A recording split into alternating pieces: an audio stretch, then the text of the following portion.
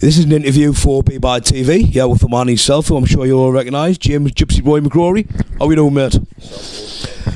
Big fight coming up? I can't wait. Me and Cody, 7th November. It was arranged before he come over and stepped in for Tim Hague when he pulled out. Yeah. And I've been told he's training 3 times a day, he's training very hard. I expect, I'm not going off the fight that he fought Michael because I'm not taking away from Mike's performance. Mike's a big strong boy, he's good at what he does. Cody didn't have time to train for it properly, but he's training properly for this, so yeah. I'm not taking him for granted. He's a big lump of a man, you know what I mean, and you know, if you fucking connect clean, I'll go to sleep, simple as that. Fucking same as everyone that weird, but you know, I'm training hard on myself, and to be honest with you, like I expect nothing else but to beat him and in style for my last one, like, you know what I mean. So, yeah. But as long as me and Corey have a good fight and fucking, you know, we're both safe afterwards and we'll both go home with families and everything's fucking sound in it, you know. Well, if it is going to be your last fight, it's one to go out on as well, the BKF Association World Title. That's it. I mean, I promised my dad years ago I was going to be world champion. Obviously I fucked up with the boxing, with fucking all sorts, you know what I mean. But hopefully I'll get this world title on his grave, and then I've done what I've said I was going to do, you know. So nice. hopefully he'll be happy, you know. Aye. I hope so. Makes me proud of the fuck-ups I've done in my life, you know what I mean. Yeah, you've done some good things as well, I'm sure. So how did you... Let me count them in one hand. I wasn't going to go that far. How did you first get into boxing? From quite a young age, I think, wasn't it? I was. My first fight I was 10. To be honest with you, I was just fighting every day at school and getting into trouble, and I suppose my mother and father were fucking sick of it. My father just took us on to the boxing gym. The first time I went into it, he made us get in sparring. It was the first time I forget the first time you got punched on your nose, bridge of your nose, had water in my eyes, couldn't see. It was only after that lad, fucking very good friend of mine, Davy Stewart. He was only a little fella, weighed 57 kilos, 9 stone. I was a lot heavier. But my father was taking it home and saying, young fella, you won't be going back for more fighting, will you? And I went back for years and years. I loved it. I just love it, you know what I mean? It's, like, I don't expect to get treated from another man, but there is only a certain type of breed of people that can do, you know what I mean? Some people would say that we're psychopaths, and there is an element of truth to that, because, you know, I'll fully admit I'm not the mentally strongest person, you know. I'm the nicest man in the world today. Now, in an hour's time, I could be fucking 2 steps away from murder. That's just the way that I am, you know. Well, it's going to be a 45-minute interview because I'm clearing off before that starts, like. Well, I mean, you boxed for a lot of years, gloved as well, didn't you, before you got into bare knuckle? Yeah, I boxed amateur, boxed, was at quite a high standard, like boxing England once, boxed Ireland, was in the Irish Championships, was in the English Championships. Just to be honest, like, fucking, you know, I just wasn't good enough, you know. I mean, it's alright being good and it's alright being, you know, very good, but some tip-top boys, you know, and it took a while for the penny to drop, but when the penny drops, when you realise you're just not fucking as good as what you think you're going to be, it hurts, like, you know. I was depressed for a long time over it, you know, because I really did think I was going to be a world champion now, but just wasn't to be, you know. I mean, there's no shame. I mean, I've been with some really good boys, you know, ABA champions and, you know, Irish champions. I've been with me, and I've been with boys out in the Olympics, and, you know, there's no shame in it. And do you not think it's maybe a case of finding the sport is perfect for you, because you seem to gone right to the top of this game? Well, yeah, you're right there. I think once you with the bare knuckle, there's not as much discipline in it, you know what I mean? And I mean, in the boxing, and I've got a very fucking, well, I don't know what you'd say, not a dirty mouth, but I swear a lot. Swearing's not a big thing in my family. I mean, my woman hates swearing, my woman's family hates swearing, but that's just the way. That's the worst thing I do, if it not be, you know, the worst thing in the world. But say in the boxing, like, I always get wrong for me swearing, and the gyms I just get wrong for swearing, and like in the shows and all that, and in the bare knuckle, it's not as tight, you know. Yeah, I'm going to be disciplined, so I think maybe I fit in a bit better on this. Like, you know. Maybe. You fought pro as well for a period of time as well, didn't you? No, I didn't go pro. No, I was supposed to go pro, but unfortunately, was in my first fight with Dave. Got put in. See, when you go pro, you got a British Boxing Board of Control. It's like an interview. I went with an interview, passed me an interview, and then they come to the gym and they take on the pads and they watch you sparring. I was sparring on the Buchanan and that. So what I done my test with. Good lad, very good boy, and I'm good to hear his eye injury. He's boxing all together. That's right.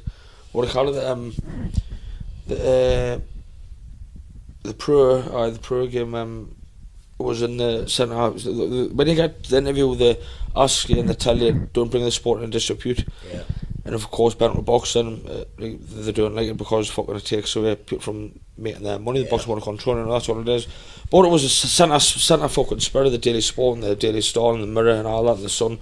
So unfortunately, I got a phone call and told us that I wouldn't be getting my professional licence, but fuck them, I'm getting more money now in the bare knuckle than I would have 4 rounder. So fuck you, British Boxing Board of Control. I think you're ideal for it, to be honest, and somebody is a mutual friend, both of us summed it up perfect to me, is Mark Christie. Right, yeah. He says that, you know, the longer the fight lasts for James, the better. Yeah. You tuck down like that, and both of us agree on this. We've never seen anybody who was capable of taking so much punishment and then coming back and winning the fight. Well, I've heard that a few times, but that's maybe because I was speaking to Dave last night, me and Dave Radford talking. I think the pair were the same. Like, I don't know if it's a good thing or if it's a, you know, if we mean to do it, maybe it's just fucking that pig ignorant and fucking stupid, and maybe we've got no nerves left on our face, like we'll just take it, you know what I mean? I was going to describe it as an intelligent boxer. I tell you, so, scratch that one. Talking to Dave anyway, I've got a message off Dave for you. Yeah. Did he text us up this morning? He says, can you tell James, thank you for the lovely gift he gave us last night, lovely photo album, and I absolutely love that man a bit. That's right. Well, it wasn't a photo album, it was a big pink dildo, but I shouldn't really start on camera, but I've said it now, so, you know. He's not lying, because I was sitting next to them last night. How did you, Dave? He's absolutely cracking guy, Dave. I love the man. Like, say, you know, I don't think anyone can realise it and understand until they fucking do it themselves. I don't care what anyone says, it's not queer, it's not fucking bent, whatever. I love that man like a brother, same as Craig Denton, fucking Lee Kellett. When you've been in front of someone, right, and you've hit someone with your best and you've been hit with their best, and you hurt each other like that, it goes past respect. And you know, them 3 boys, you know, we done everything apart from hide the kitchen sink each other, you know what I mean? And it goes past respect, then, you know, you love them simply, you know, and I know them 3 boys that I've mentioned, they've got the same feelings for me, you know what I mean? And I'd do anything for them. I mean, Lee come up from Cumbria, maybe it was a year ago, last time I seen him, give us a phone call. I went over to Newcastle and seen him. I go over to Craig's, a Hartlepool team, he comes here, sees us, like his wife and the woman, and like Dave, I go to Humfirth and he's been up here and seen me as well, like, you know. The friendship you get out of it, I mean, of course it's a brutal way to start a friendship. Or maybe I need to fucking start making friends a new way, because my closest friends have all knocked fuck out of us, you know what I mean? So, I mean, my mum and woman says I need to start making friends a better way, because like my 3 closest friends have all knocked fuck out of us, so definitely. Maybe I need to look at maybe crocheting or something like that. the bond between you and Dave, like, is just there for anybody to see. Yeah. And I think I was saying to you yesterday, one of the best things I've ever seen in boxing, not bare knuckle or anything, was on your last fight. Yeah. And you went down with the slip. Yeah. And Dave just completely stopped what he was doing, walked over towards you, held his hand out like that and helped you up. Yeah. It was just electric. Everybody was on the feet. Yeah. And that's one of the best things I think I've ever seen. Well, that just shows what the type of man the man is, you know what I mean? I mean, he's a complete gentleman.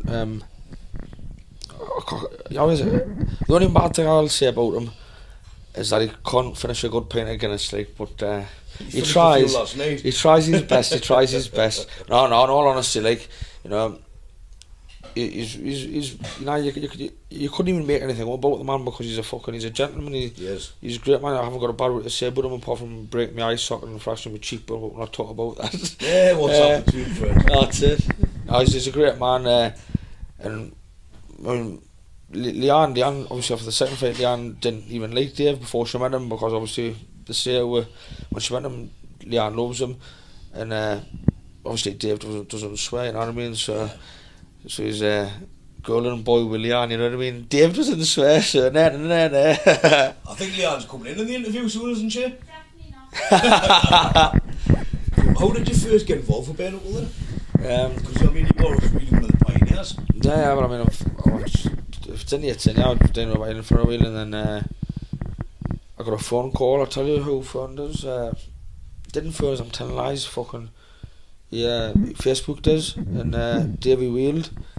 I don't know. Dave told me this story, and I thought, no, Davey likes to exaggerate a bit. No, no, tell the truth. And I wasn't sure if it was true or not. No, the truth is, he Facebook messaged us, and then he asked us if I'd be interested. I says, well, of course I will. And I'm not sure if he give. I think he gave Andy Topliff my number. Andy Topliff rang us, and I says, yeah. I went down, I was supposed to be fighting a boy called Junior. I can't remember, some Welsh boy, Junior something. He didn't turn up. Dave Radford's opponent didn't turn up. I only had 60 quid in my pocket for the petrol to get what we're doing there, because my lift let us down. Had to get one of Leanne's work friends to take us down, Andy. Andy took us down. When I got there, Andy took us to us, and I said, listen, I says, well, I've got no choice, because I've got to get this man back to Newcastle, like, you give it a lift. So got in, we fought, and that was the start of a trilogy. Start of a trilogy, and the start of a great friendship, you know. Yeah. I was actually, after the last Benetton show, me and Ollie Morris went up in Hinckley, and I was actually outside of the fucking pub where me and Dave first fought, like upstairs, you know. And it was funny, like, it was a funny feeling. I can't even describe it. It was just funny, like, you know, when obviously you're thinking back in bits of memories, but I was looking back and that's what I could remember, being in like the certain rooms, you know what I mean? It was strange. It was very, very strange. We're getting photos and all that, but it was good. So out of the 3 fights between you and Dave, what do you think was the best one? Me personally, I don't think there's a better fight out there than the second one, but the third one. That's what a lot of people say. The third one, like, you know, the third one. See, I don't know. The second one was tight and it was in the beards, but the third one, you know, you could appreciate both were skills a lot more because it was better lighting as well, and you could see where. That's a good thing, seeing you in the Bales and in the ring, because some of the fighters that fight just in Bales, they're not particularly boxers, they're more fighters. Yeah. But you and Dave are both skilled fighters, so it's good to see, you know, you've got room to manoeuvre and things like that. Yeah, that's it. Yeah, I would. Either the ring and the lighting, you know. Well, to be honest with you, I'm fucking tired and shit. I can't even tell you which one. Me personally, I think the second fight for me was the best fight and best entertaining, but I can understand the argument for the third one. Yeah. You know. The first one was a good fight too. It was only that Dave stepped in. I threw a right hand, and it was just the right turning, and Dave stepped in to throw. I think he was going to jab me or something. He stepped in, and just as I got the turn in, he jumped in with his fucking cheek, my right hand, so fucking broke his eye socket or fractured his eye socket. I can't remember. And he couldn't see, so the fight got stopped, like, you know. But I don't know. The second or third, you know, there's arguments for both, but for me, my personal preference, I'd say the second one. Yeah, that's what people sort of widely acknowledge as the best one. Yep. To me, it was the third one, but I think it's because I wasn't in the first two. Yeah. And the atmosphere. Like I say, I was telling you before, I was doing the commentary, everybody was on their feet. Yeah. I had to stand on the table, on the chair, just to see what I do with TV commentary. But I'll be honest with you, like, the third one, it wasn't for Nathaniel Joseph, like, my brother loved the kid to bits. I wouldn't be in there for that fight. I mean, I was doing my pal, me and her had a fallout, I was split up. I was doing my pal, unfortunately, my friend committed suicide. I was away at the time, but if it wasn't for Nathan, like, you know, he got my mindset right. The kid took his training every day. Nathan carried me for that third fight he did. I was in tears. I stayed at his house. He fucking took his training. He put fucking food in my belly. He fucking everything. Nathan deserves just as much credit for that third fight as what I did, to be honest with you. Something like that. You know, I was in a bad place. I was on my toes for doing something I shouldn't have done.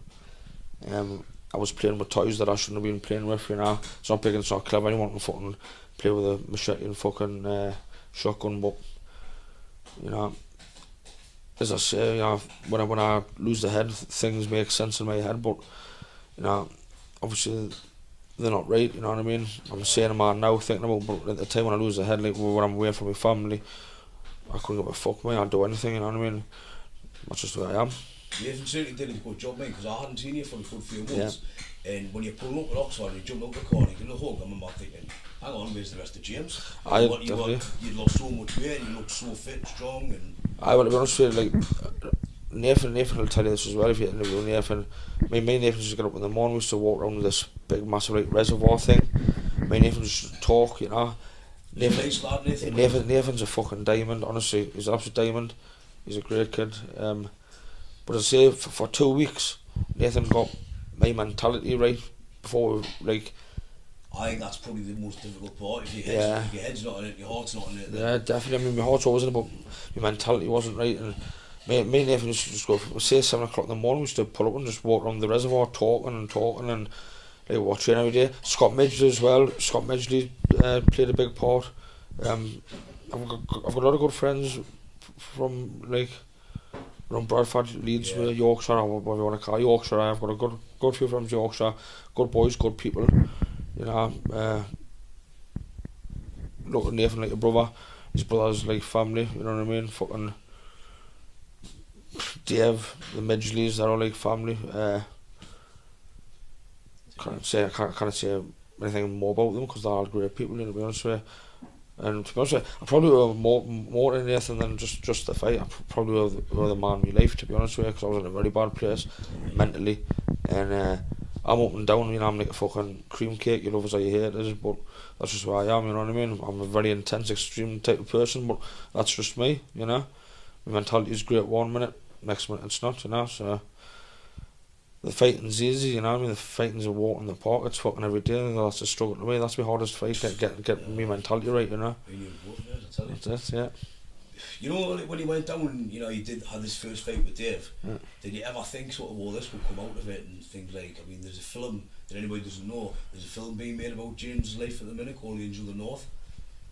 Would you ever imagine anything like that would have happened? No.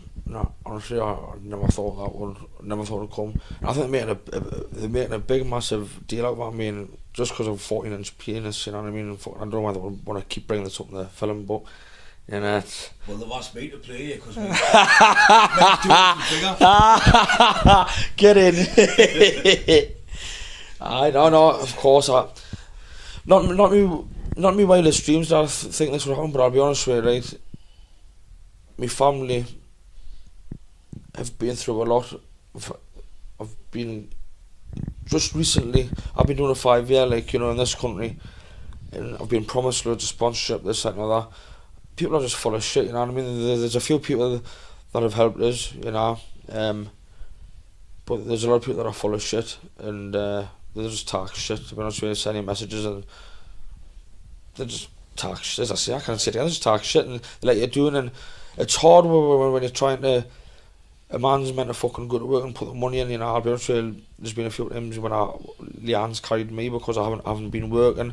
Whatever little bits of money I've had to use to go to the gym and fucking try and train and this and that. And sometimes you just can't do it. Sometimes I just fucking train in the back garden, do a bit of shadow boxing, go around and doing Scotchy road. That's all you can do, you know. That's just life. But recently, like, I'm been getting a bit of help, and there's been some good talk with sponsors, you know. Joe Oliver come here with his wife or with his girlfriend the other day, stayed till 12 o'clock sitting talking, and I really enjoyed it, you know what I mean.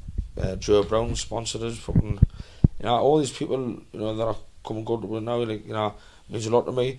Yeah. And it puts her mind at rest too, because she knows I'm not going to be fucking using all the house money, you know what I mean. I'm not going to be fucking short, so. That's it. What do you think about, there's quite a lot of people involved with BKB and a lot of friends all got together and put together this training fund for you?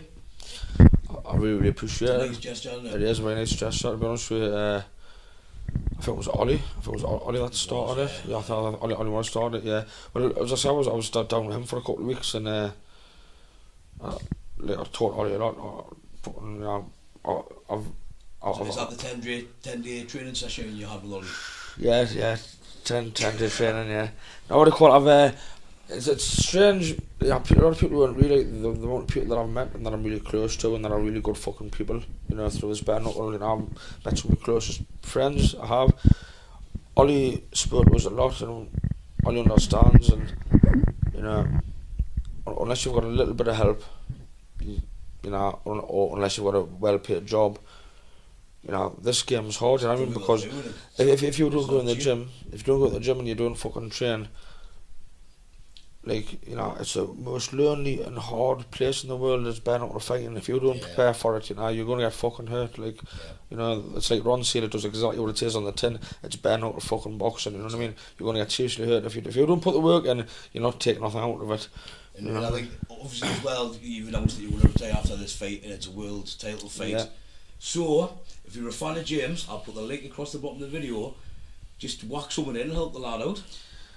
And if you don't, I'll send him round to get you. Yes, well, don't worry, because I'll probably fucking forget when he tells us, like, you know what I mean? No, but it's all above boards on a GoFundMe account. I'll put the link on the bottom of the screen. Just basically help with James' training costs for his world. Get the lad from Newcastle to win a world title and top of his game to retire on. That's it, thank you very much. Oh, bless you, going red now. Aye, going red. No, thank you everyone that's put it in. There's been a few people that I know have put it in, and there's a lad who was on the doors doing scooty yesterday. He came over to us and he was like, I'm sorry I could only put a tenner in. You know what I mean? That tenner, the fucking gesture means the world to me, you know what I mean? Because fucking if you haven't got it, £10 a lot of money, you know what I mean? So, you know what I mean? If you haven't got fuck all, tenner's a lot. You know, it means a lot to me that someone's willing to put a fucking tenner of their money. You know, they could be spent on food or fucking a piss up or whatever, you know, having a good time. They put a tenner towards me to get me training. I really appreciate it. To me, it doesn't matter if it's £1 or £100. That's it, right? Somebody believes in you that much to do it. That's it, yeah. That's it, yeah. Great. So, back to this film, your dad would be very proud, and I know your mum is. Well, my mom's the fucking best woman in the world. She's, to be honest with you, fucking, my mother's far too good to have two sons like me and my brother. Even my sister's been hard work, but my sister's a little bit of a snob. Like, she's quiet, you know what I mean, and she's a bit of a swat, whatever. She's always been good, but me and him, and to be honest with you, the only good things really she's got as her grandchildren. I'd probably say, we would do nothing but give her worry and fucking stress her out and police at her door, fucking all sorts, just troubled, but that's just the lads we were, you know what I mean, and God, she's an absolutely lovely woman. Oh, she's like I said yesterday, she's an angel. After my mum, she's my favourite lady in the world, so hello Sheila if you're watching. She's absolutely cracking. Yeah. She really is. Yeah, she is, she's the best. She's the best. So the film itself is Angel of the North by Walker Line Pictures. Is that sort of chronicling your whole sort of life or fight career? Or? I think so, to be honest with you. I know everything about it, and the size. His size being here, he's been a Bradford fan. We've talked loads about it, but the way my memory is, it's shit. Yeah. But he's showed us a few scenes that's been written. He's very, very good, and he's a very talented man. So it's just in like. He is. It's I can't remember what. Leon, what's the film in again? What's the film? What did you say? Production or something? Walker Line Pictures. It's in pre-production or something now, you know. So it's a pre-production, so it's just I don't know any of the timelines. Like I probably did, but I forgot. But it's all just coming together, you know. But to be fair, I mean, I can't remember the exact date. Fucking Cy got in touch with us, but this has been going on for years, you know. And Cy's a very passionate man, and he believes in it, and I believe in Cy, and you know, hopefully. Yeah, I've got to know him quite well, and what I like. Before he even started doing anything, he started coming to see us all, spend time with you, all the fights, and he's one of the sort of bunch of friends with everybody now. That he's so desperate that it has to be perfect for him. That's it. I believe it will be as well. Yeah, I think we'll be good, and hopefully Cy will make with a few quid and fucking I don't have to get my face smashed for a few pounds, you know what I mean? But no, it'll be sound, I mean. So we made out the red carpet at the premiere? That's it, I hope so. Imagine me, man, on the fucking red carpet, eh? That'll be some crack. And that's getting let in, not chucked out. Yeah, that's it, aye. So, the fight that you got coming up, it's a big one. I mean, you've won 2 very big titles already. Your transatlantic title and your British title. Aye. To be honest with you, like, and I've got a Legends belt as well, like, that I won when I fought Dave the last time. I think, to be honest with you, I think Dave should get one. I think Dave, see, in my opinion, Dave Radford is not given half as much fucking respect, half as much credit that man deserves, because people they give me respect and they blow smoke me arse and all that, but what people don't fucking realise, or well, I don't know how they don't realise because it's fucking right in front of them. Two men make a fight, you know.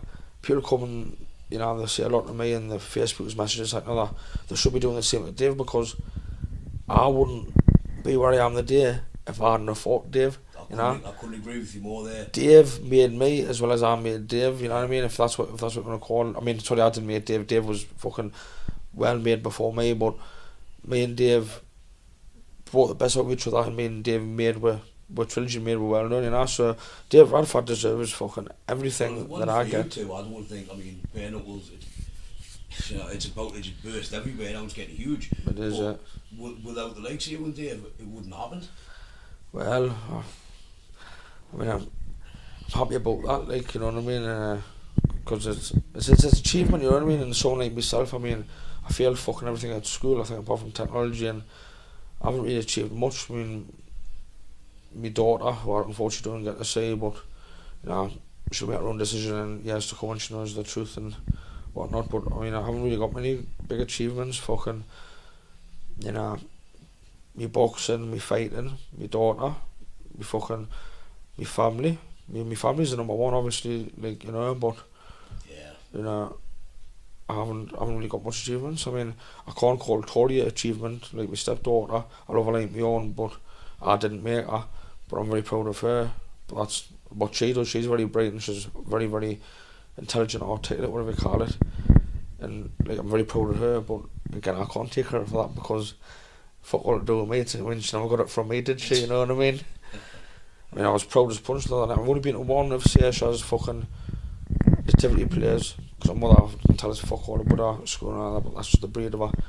And Tori's a few Tory like parents' evenings, and was it a award ceremony the other day? First one I've been to. Like, I mean, she got awards all over the place because she's really, really intelligent. I was proud as punch. I was nearly crying. I was so proud of her. She's a great girl. She's a pain in the arse, like, I mean, teenager now, but she's a great girl. So. Well, I think you've done more than you think, achievements wise. I don't know. It's worth it to make a film about your life. Well, that's it. There's one thing, like, I mean, obviously all the teachers fucking, you'll never come nothing McCrory, you'll be in jail, you'll waste time McCrory. But they're not making a fucking film about algebra or history of this, so fuck yous. So, obviously you've got this fight coming up with Corey. How's your training going for that? Aye, good. I mean, to be honest, I've just been doing a bit of jogging and that, and a bit of shadow.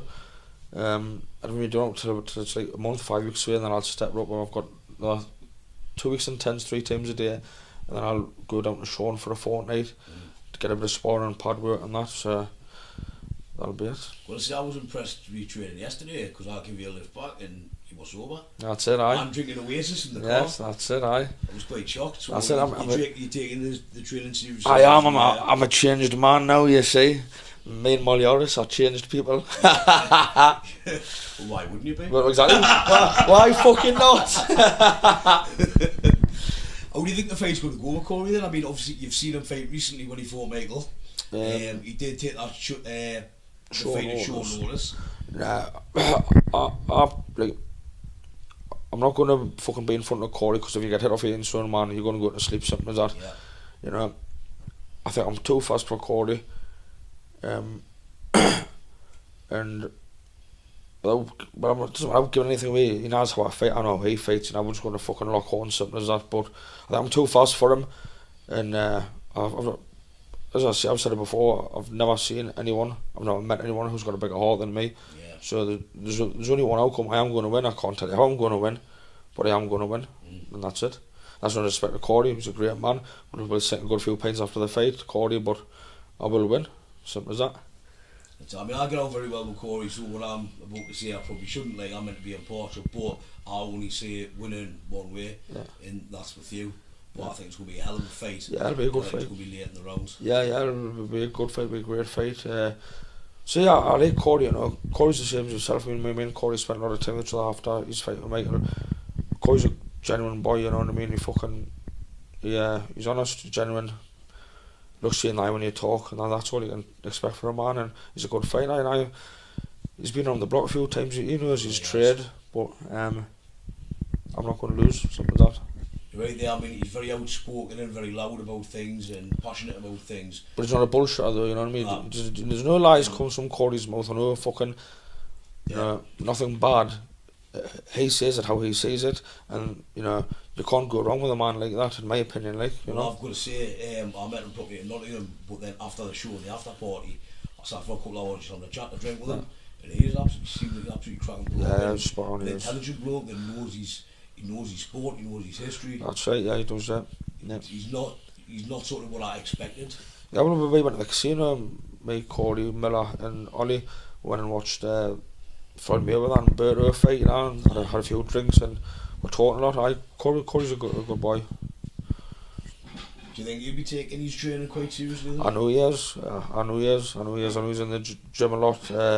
He's taking it really serious, and you know, I expect that from him because, you know, he's not a disrespectful man. He's training hard for me. It's going to be a good fight, and you know, we'll hopefully bring the best out of each other. I mean, there's no losers, you know. I mean, me and Corey got a lot of respect for him. He's got a lot of respect for me. We're going to have a good fight, knock out with each other, shake hands, and hopefully make a bit of history, you know. And your last fight with retirement? Aye, my last fight and then retirement. But I hate saying this, people, but if the fight didn't go your way and Corey beat you, would you still retire, or would you want to rematch with him first? Nah, I'd have to retire. Nah, I've got to. Yeah. I've put my family through too much, and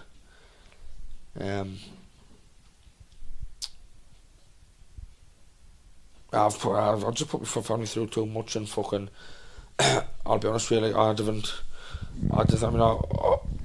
mean, obviously me and Joe speak a lot, you know, he's my friend, but I don't think Dave is as well. I don't think I'm giving as much credit or respect that I deserve at the minute, and not from Joe. I mean, Joe's spot on. Joe's fucking best promoter I've worked with in my life. He's a great man, good manager, and top man. But I can't fucking carry on put my family through what I'm putting them through. Like, at the end of the day, I'm a fucking 32-year-old hairy horse man, but my mummy's still fucking. I'm still my mummy's son.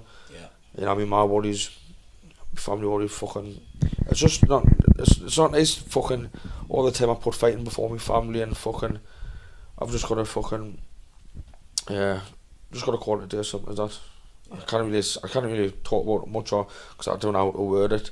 It's just that I've said it I'm like Dave. I mean, me and Dave like retirement cake, but I've retired so many times saying I'm going to do it, but I've got to do it, something like that. You know.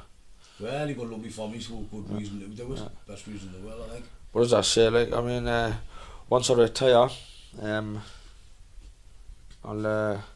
I'll be in the gym every day. I'll be wanting to lose weight again, get myself fit again.